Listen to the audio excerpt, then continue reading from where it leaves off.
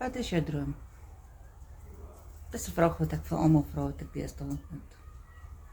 Ons almal het 'n droom. Daai vuur, daai passie.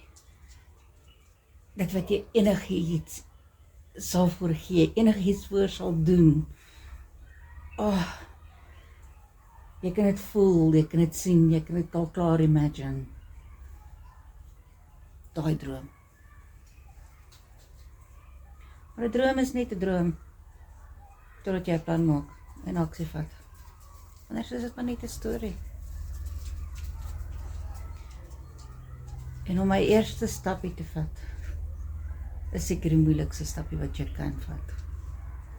Jy is bang. Maar wees braaf genoeg om te vat, want glo my, dit gaan die moeite werd wees.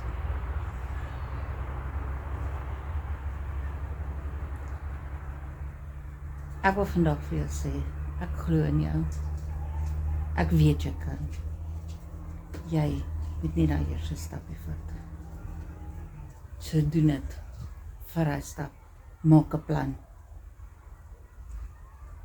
Want dit gaan die moeite werd wees op jou einde van die dag. So, los 'n kommentaar met jou droom. Shine on.